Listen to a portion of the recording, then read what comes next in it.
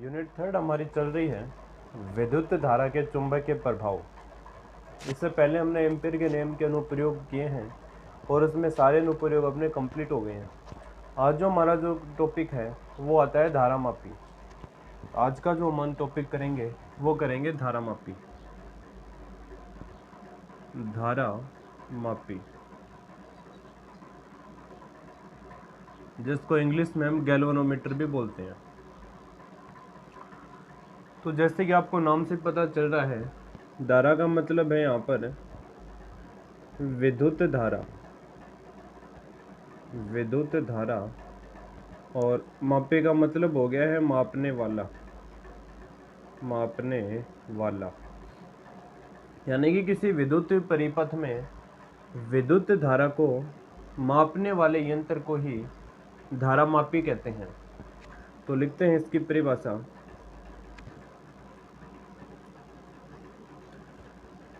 किसी विद्युत परिपथ में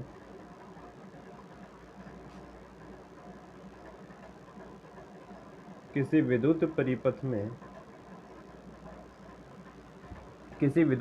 में विद्युत धारा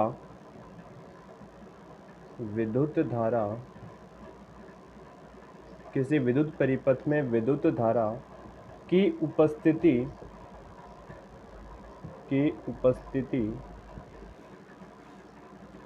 का पता लगाने वाले यंत्र को धारामापी कहते हैं। धारामापी कहते हैं। या फिर आप ये लिख सकते हो, किसी विद्युत परिपथ में विद्युत धारा को मापने वाले यंत्र को विद्युत धारामापी कहते हैं।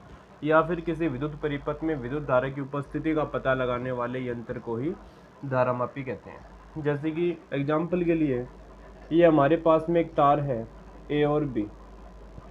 इस तार में कितनी धारा प्रवाहित हो रही है, उस धारा का पता करने के लिए हम इसके बीच में एक गैल्वेनोमीटर लगा देते हैं, एक धारामापी लगा देते हैं। और याद रखना, जो धारामापी का जो जीरो होता है वो बीच में होता है।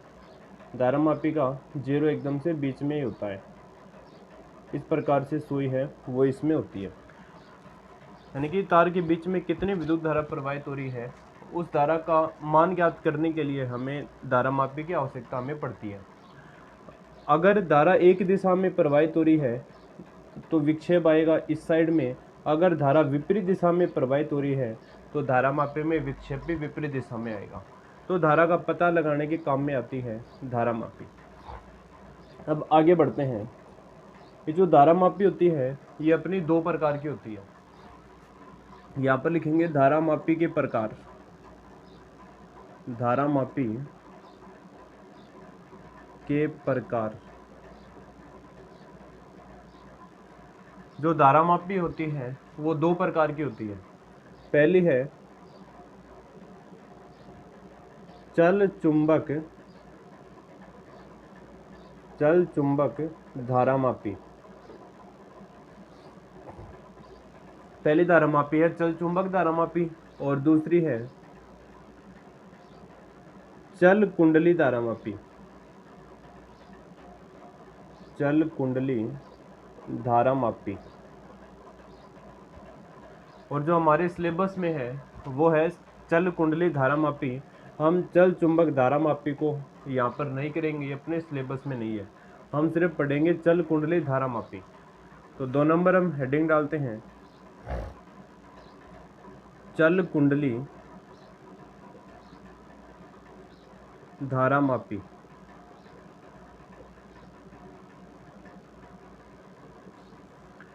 तो चल कुंडली धारामापी एक ऐसा उपकरण होता है जिसके द्वारा यदि परिपथ में अल्प विद्युत धारा प्रवाहित हो रही है तो अल्प विद्युत धारा को भी चल कुंडली धारामापी की सहायता से हम माप सकते हैं। तो इसका काम क्या है, परिपथ में अल्प विद्युत धारा जो प्रवाहित हो रही है उसको मापने का काम करती है चल कुंडली धारामापी। और ये चल कुंडली धारामापी भी अपनी दो प्रकार की होती है। पहली है निलंबित निलंबित चल कुंडली धारामापी, निलंबित चल कुंडली धारामापी। और दूसरी है किलकित चल कुंडली धारामापी। पहली धारामापी है निलंबित चल कुंडली धारामापी और दूसरी है किलकित चल कुंडली धारामापी। इन दोनों का अध्ययन हम अच्छे प्रकार से करेंगे। सबसे पहले हम पढ़ेंगे निलंबित चल कुंडली धारामापी। तो अब जो हम स्टार्ट करेंगे वो अपना टॉपिक रहेगा निलंबित चल कुंडली धारामापी। तो आप इतने का स्क्रीनशॉट है वो ले सकते हो। फिर हम ये एक नंबर अपने स्टार्ट करेंगे निलंबित चल कुंडली धारामापी। देखना, करते हैं स्टार्ट। ये अब हम पढ़ेंगे अपने निलंबित चल कुंडली धारामापी। निलंबित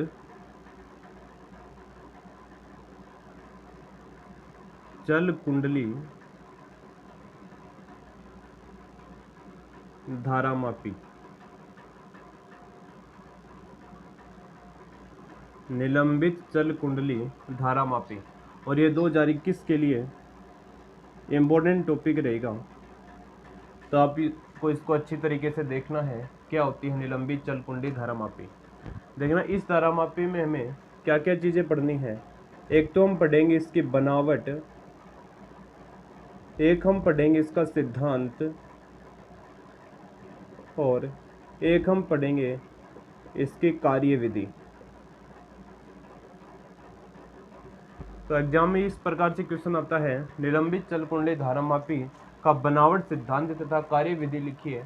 तो आपको ये बताएंगे कि किस प्रकार से हम इसकी बनावट लिखेंगे, किस प्रकार से सिद्धांत और किस प्रकार से इसकी कार्यविधि होगी। सबसे पहले हम इसकी बनावट की बात करते हैं। सबसे पहले है इसकी बनावट।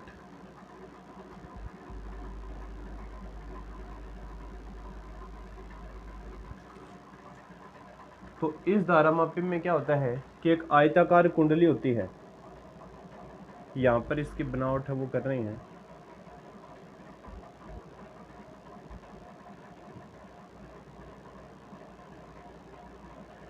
इस धारामापी में अनेक फेरों वाली एक आयताकार कुंडली होती है जिस पर विद्युत रोधी तांबे के तार है वो लपेटे हुए होते हैं। यह कुंडली इस प्रकार से आयताकार, और इस कुंडली के ऊपर विद्युत रोधी तांबे के तार है वो लपेटे हुए होते हैं। इस कुंडली के मध्य में एक नरम लोहे की बेलनाकार क्रोड है वो रख दी जाती है। इस प्रकार से एक बेलनाकार क्रोड है,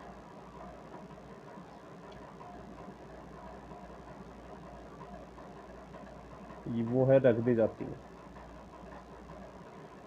यह है नरम लोहे की क्रोड।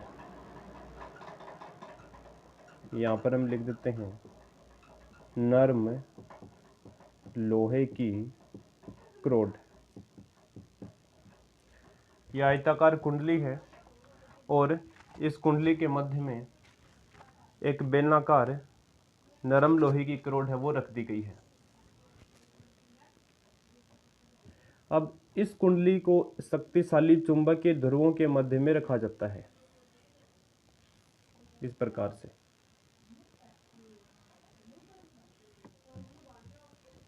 यह है N और यह है S। इस कुंडली को दो चुंबक के ध्रुव है N और S, उसके मध्य में रखा जाता है।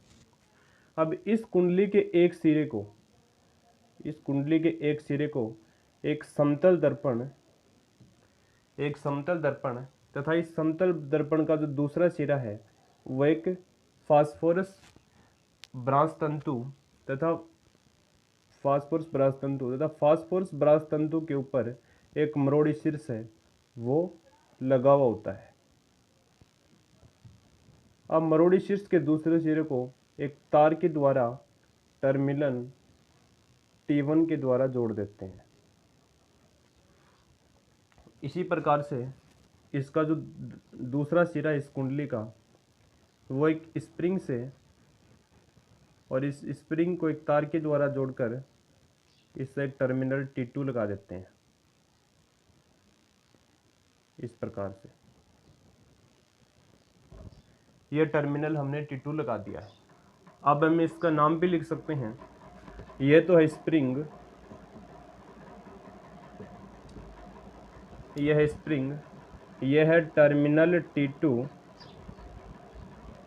टर्मिनल T2, यह है समतल दर्पण, समतल दर्पण, यह फास्फर ब्रांस तंतु, इसको बोलते हैं मरोड़ी शीर्ष, मरोड़ी शीर्ष, और यह है टर्मिनल T1, टर्मिनल T1। इस प्रकार से इसकी बनावट है। ये आयताकार, यानी कि इस कुंडली में अनेक फेरों वाली एक आयताकार कुंडली होती है। इस कुंडली के मध्य में देखना, आपको बनावट एग्जाम में किस प्रकार से लिख के आनी है वो आपको बता रहे हैं। तो आप क्या लिखोगे कि इस कुंडली में अनेक फेरों वाली एक आयताकार कुंडली होती है, जिसके मध्य में नरम लोहे की बेलनाकार क्रोड रख दी जाती है। ठीक है। अब इस कुंडली को चुंबक के ध्रुवों के मध्य में रखा जाता है। इस कुंडली के एक सिरे को समतल दर्पण तथा समतल दर्पण का जो दूसरा सिरा है वो फास्फर ब्रांस तंतु से जोड़ दिया जाता है तथा फास्फर ब्रांस तंतु से मरोड़ी शीर्ष को जोड़ते हैं तथा मरोड़ी शीर्ष का दूसरा सिरा एक तार द्वारा, और तार को हम टर्मिनल T1 से जोड़ देते हैं। अब हम क्या लिखेंगे कि जो ये कुंडली है इसका दूसरा सिरा स्प्रिंग के द्वारा तथा स्प्रिंग को तार के द्वारा जोड़कर टर्मिनल T2 जोड़ देते हैं। इस प्रकार से आपको यहाँ पर इसकी बनावट लिखनी है। तो देखना किस प्रकार से लिखेंगे। इस कुंडली में अनेक फेरों वाली इस धारामापी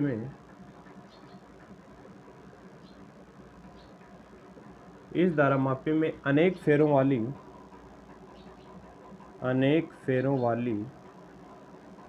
एक आयताकार कुंडली होती है।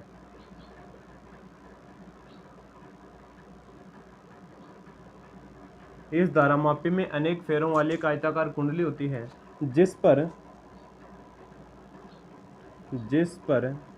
विद्युत रोधी तांबे के तार लपेटे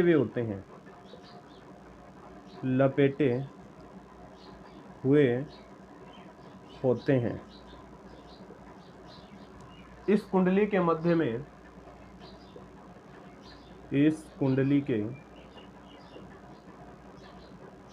मध्य में एक नरम लोहे की बेलनाकार क्रोड रख दी जाती है।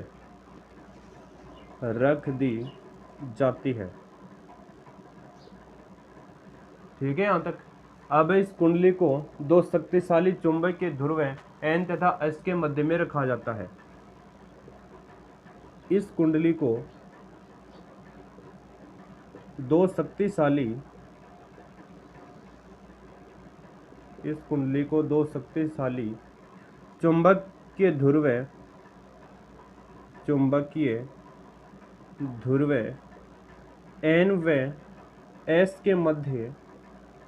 ध्रुव N व S के मध्य रखा जाता है। इस कुंडली को दो शक्तिशाली चुंबकीय ध्रुव N व S के मध्य रखा जाता है। अब लिखेंगे इस कुंडली का एक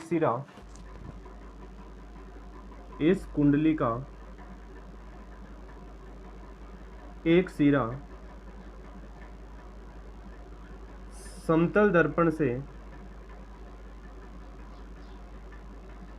या फिर इस कुंडली के एक सिरे को इस कुंडली के एक सिरे को समतल दर्पण से, इस कुंडली के एक सिरे को समतल दर्पण से तथा समतल दर्पण से फास्फोरस ब्रांस तंतु, इस कुंडली के एक सिरे को समतल दर्पण से जोड़ दिया जाता है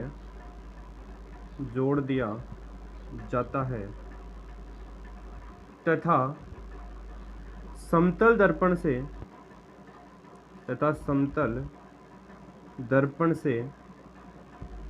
फास्फर ब्रांच तंतु द्वारा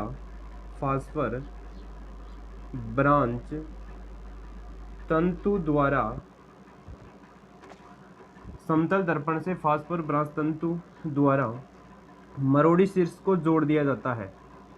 मरोड़ी शीर्ष को जोड़ दिया जाता है।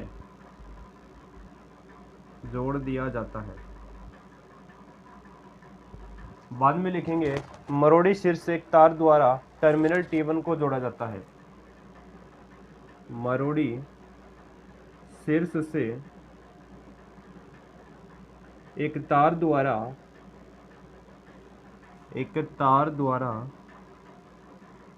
टर्मिनल T1 को जोड़ दिया जाता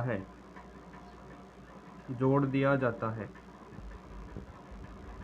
अब हम क्या लिखेंगे, तथा कुंडली का दूसरा सिरा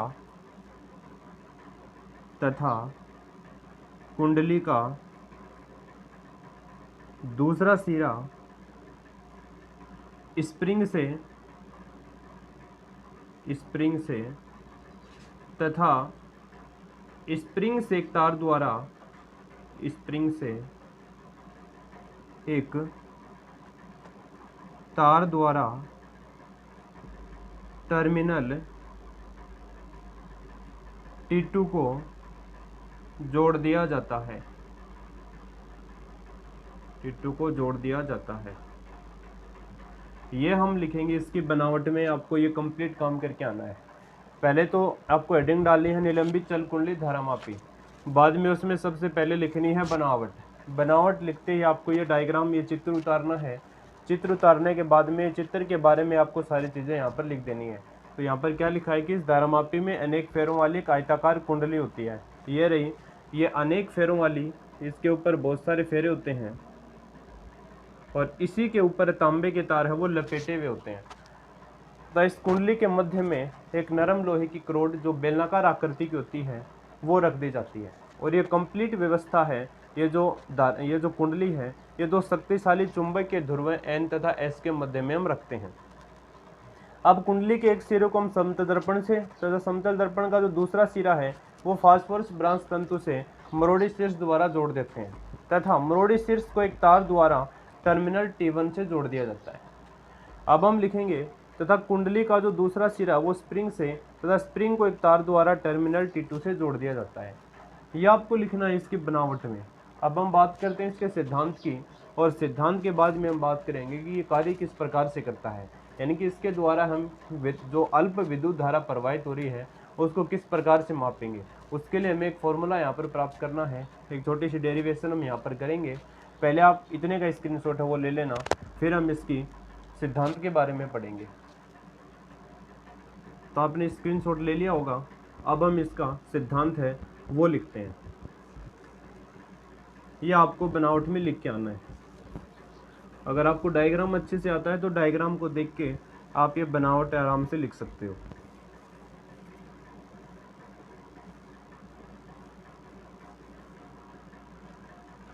अब हम लिखते हैं इसका सिद्धांत। यह बनावट हो गया है। अब बात करते हैं इसके सिद्धांत की।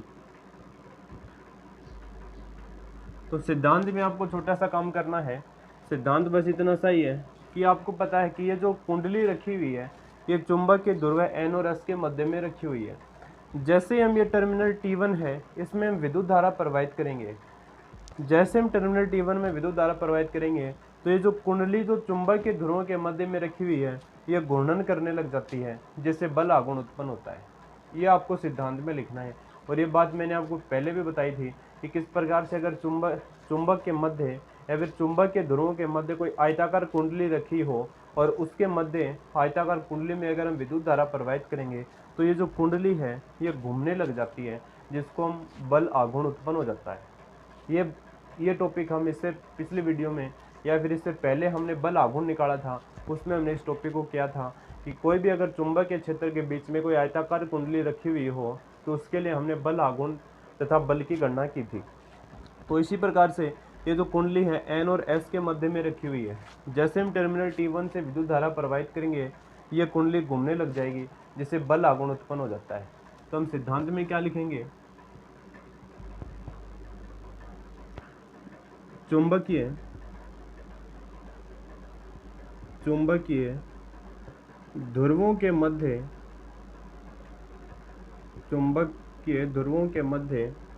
रखी हुई कुंडली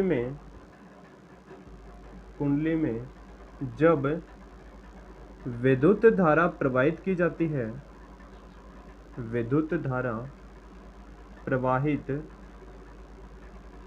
है, तो कुंडली घूर्णन करने लगती है, जिससे बल आघूर्ण उत्पन्न होता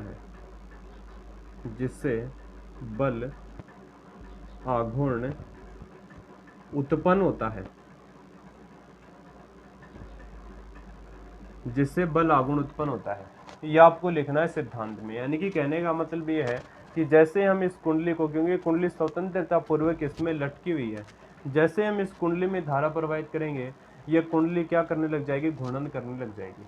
बस ये इसमें आपको सिद्धांत में लिखना है। अब हम इसके कार्य विधि की बात करते हैं, तो पहले आप इसका स्क्रीनशॉट है वो लेना सिद्धांत का, फिर यहीं पर हम इसकी कार्य विधि है वो करेंगे। तो एग्जाम में भी आपको इसी सिस्टम के हिसाब से लिख के आना है बनावट सिद्धांत। अब हम बात करते हैं इसकी कार्य विधि की।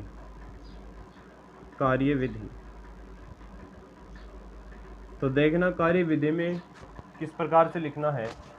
जब टर्मिनल T1 में विद्युत धारा प्रवाहित की जाती है, देखना लिख लेते हैं इसमें, जब टर्मिनल T1 में विद्युत धारा प्रवाहित की जाती है तो चुंबक के ध्रुवों के मध्य रखी धारा प्रवाहित की जाती है, तो चुंबकीय ध्रुवों के मध्य रखी कुंडली घूर्णन करने लगती है, जिससे बल आघूर्ण उत्पन्न होता है।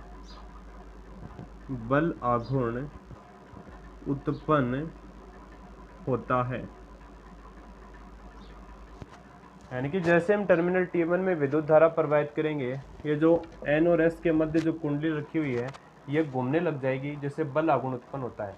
और बल आघूर्ण का फॉर्मूला हमने प्राप्त कर लिया था। तो बल आघूर्ण कितना होता है, टो बराबर, यानी कि विक्षेप आ जाएगा कुंडली में, इसलिए हम इसको विक्षेपक भी लिख सकते हैं। टो विक्षेपक बराबर, इसका फॉर्मूला होता है NIAB साइन थीटा।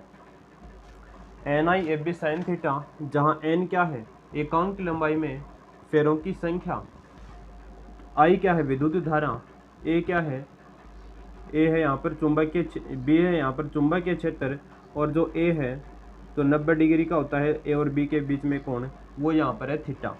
तो थीटा होगा A और B के चुंबकीय क्षेत्र B और A के बीच में जो कोण होगा उसको हम बोलेंगे थीटा। और यहाँ पर आपको याद रखना, इस कुंडली को हम इस प्रकार से व्यवस्थित किया जाता है, इसको इस प्रकार से त्रिज्य क्षेत्र में रखा जाता है कि इसमें जो A और B के बीच का जो मान होगा वो हमेशा कितना डिग्री का होता है, 90 डिग्री का होता है। यानी कि किसी प्रकार से कुंडली घूम जाए, इसमें जो थीटा होगा वो कितना डिग्री का होगा, 90 डिग्री का होगा। आपको ये याद रखना है कि हम इस कुंडली को इस प्रकार से व्यवस्थित करते हैं, चाहे कुंडली किसी भी दिशा में घूम जाए, ए और बी के बीच का कोण है वो कितना डिग्री आएगा, 90 डिग्री आएगा। तो थीटा इक्वल टू कितना होता है, 90 डिग्री होता है। तो यहाँ से टो विक्षेपक बराबर कितना आएगा, NIAB। हम इसको लिख देते हैं समीकरण नंबर 1। समीकरण 1 तक देखना, कुछ भी नहीं किया हमने सिर्फ बल आघूर्ण का फॉर्मूला यहाँ पर लिखा है। और ये बल आघूर्ण का फॉर्मूला हमने इसलिए लिखा है क्योंकि जैसे हम टर्मिनल T1 में विद्युत धारा प्रवाहित करेंगे, ये कुंडली है ये घूर्णन करने लग जाएगी, जिससे बल आघूर्ण उत्पन्न हो जाएगा, बल युग्म उत्पन्न हो जाएगा, जिसका मान ये होता है tau equal to NIAB sine theta. जो ए और बी के बीच का कोण आपको याद रखना है, चुंबकीय क्षेत्र और ए के बीच का कोण हमेशा 90 डिग्री का होगा, जिसको हम त्रिज्यीय क्षेत्र में बोलते हैं। यानी कि इसको हम इस प्रकार से इसलिए किया है, ये हम इस प्रकार से भी दिखा सकते थे, हमने इसको इस प्रकार से इसलिए किया है ताकि ये जो कोण बने ये हमेशा 90 डिग्री का ही बने। तो यहाँ पर जो ए और बी के बीच का जो कोण रहेगा वो 90 डिग्री का रहेगा। तो NIAB sine theta equal to हमेशा 90 डिग्री का होता है इसमें। तो टो विक्षेपक आ गया है NIAB, इसको हमने लिख दिया है समीकरण नंबर 1।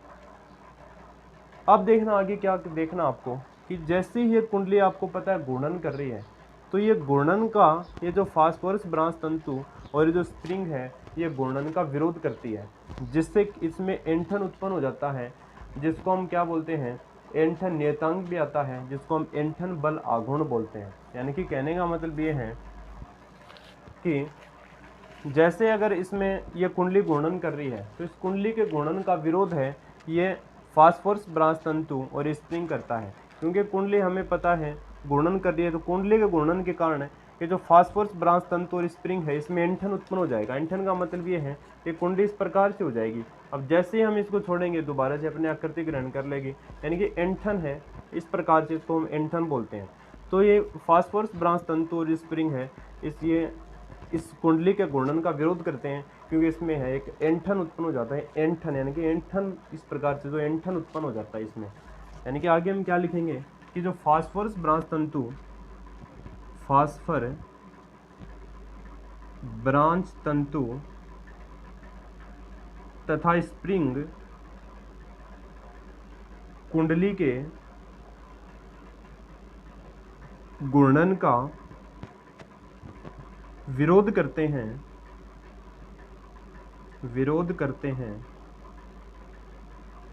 जिससे कुंडली में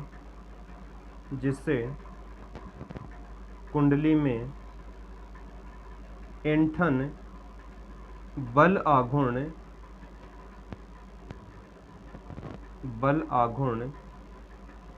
उत्पन्न हो जाता है। यानी कि कहने का मतलब जैसे जैसे कुंडली घूमेगी तो कुंडली किससे जुड़ी हुई है, स्प्रिंग से जुड़ी हुई है और फास्फोरस ब्रांच तंतु। तो कुंडली तो घूम रही है, तो कुंडली के साथ साथ ये जो फास्फोरस ब्रांच तंतु और नीचे स्प्रिंग लगी हुई है यह भी इस प्रकार से घूर्णन कर ले, यानी कि इसमें ऐंठन उत्पन्न हो जाएगा, जिसको हम बोले हैं ऐंठन बल आघूर्ण। तो जो ऐंठन बल आघूर्ण होता है उसका फॉर्मूला होता है टो ऐंठन बराबर जो ऐंठन बल आघूर्ण उत्पन्न होगा, यानी कि कहने का मतलब ये जैसे हम इसमें कोई भी प्रकाश पुंज से इसमें प्रकाश इस प्रकार से प्रकाश जाएगा इस समतल दर्पण से, और टकराने के बाद में यहाँ पर जो लगा होता है, जो गैल्वेनोमीटर लगा होता है, उससे हम इस प्रकार से प्रकाश भेजेंगे कि वो जीरो के ऊपर आए। अब जैसे ही ये भी घूर्णन कर रही है, ये स्प्रिंग है और एक कुंडली है, सभी घूर्णन कर रही हैं, इसलिए इसमें एक जो जीरो पे न आके यहाँ पर आ जाएगा जो प्रकाश है, तो यहाँ पर इसमें ऐंठन बल आघूर्ण है वो जो विक्षेपक कोण है इसके समानुपाती हो जाएगा। तो Z ऐंठन इक्वल टू फाई, ये जो फाई है यहाँ पर विक्षेपक कोण है, यानी कि इसमें विक्षेप भी उत्पन्न होगा क्योंकि कुंडली भी घूर्णन कर रही है और फास्फोरस ब्रांच तंतु और स्प्रिंग में भी के कारण भी ऐंठन बल आघूर्ण उत्पन्न हो रहा है। तो जो ऐंठन बल आघूर्ण है वो विक्षेपक कोण फाई के समानुपाती होता है। तो टो ऐंठन बराबर हम करेंगे C फाई। तो ये C है, इसको हम बोलते हैं ऐंठन नियतांक, और इसको हम लिख देते हैं समीकरण नंबर 2। अब आगे का हम यहीं पर कर रहे हैं, इस चित्र को मिटा रहे हैं इस चित्र को मिटा देते हैं। अब जो साम्यावस्था की स्थिति में क्या होगा,